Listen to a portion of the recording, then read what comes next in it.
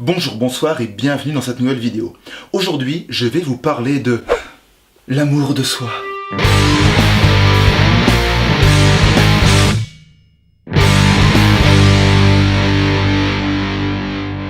L'amour de soi, aussi appelé estime de soi, consiste à s'aimer soi-même, se respecter et donc prendre soin de soi.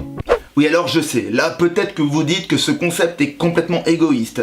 Et au passage, je constate dans mes formations que cette notion est complètement étrangère pour un grand nombre de personnes. Un peu comme s'il était beaucoup plus normal de soigner l'amour que je porte aux autres avant de penser à mon amour propre. Mais grave erreur! Dans un premier temps, posons-nous la question. Qu'est-ce qui pousse une personne à ne pas s'aimer? Regarde-moi ça, cette sale gueule que je me tape. Puis, quelle idée d'avoir des cheveux roux, sérieux. Ça me rappelle mes soi-disant copains d'école là, qui me disaient poil de carotte, poil de carotte. Quand j'y pense, je leur aurais fait bouffer leurs carottes. Oh non, j'avais oublié le rendez-vous avec mon chef. Oh là là, j'y crois pas. Oh non, je suis nul. Oh putain. Oh non, puis le dossier de 92 pages que je devais lui rendre. Oh là là, je suis mal. Oh non, ça me rappelle là, quand à l'école, mes profs qui me disaient « Mais Nicolas, il arrivera jamais rien à faire dans la vie, sérieux quoi. » Vie de merde quoi, mais vie de merde, sérieux.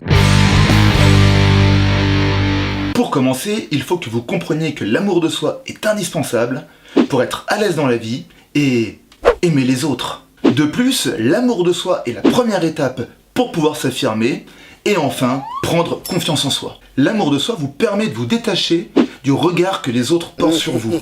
Et donc, vous savez, d'enlever cette petite boule de stress que vous avez au fond de vous lorsque vous devez prendre la parole dans un groupe. Et en parlant de prendre la parole dans un groupe, croyez-moi, vos relations humaines deviennent dès lors d'égal à égal. Apprendre à s'aimer ou réapprendre à s'aimer peut prendre beaucoup de temps. Car vous devez combattre toutes les pensées négatives que vous avez laissées s'installer dans votre tête au fil des années. Donc la première étape pour gagner en estime de soi est d'identifier les étiquettes que vous avez entendues et intégrées de manière inconsciente. Exemple. Non mais t'es feignant, sérieux. Mais t'es vraiment pas futé pour un sou, hein. Oh là là, mais qu'est-ce qu'il est lent. Et l'étiquette que je préfère. Non mais franchement, vous avez vu les résultats qu'a votre fils à l'école? Mais il fera jamais rien de sa vie ce garçon. Je sais même pas s'il aurait la capacité d'être éboueur. Là vous sentez le vécu. Bon maintenant, si vous avez identifié vos étiquettes négatives, mettez-les sur papier pour les enlever de votre tête. Alors là vous allez peut-être vous dire, ok, je les ai identifiés et je les ai mis sur papier. Super, là je suis bien avancé. Et vous n'avez pas complètement tort. Et là je vais pas vous vendre du rêve.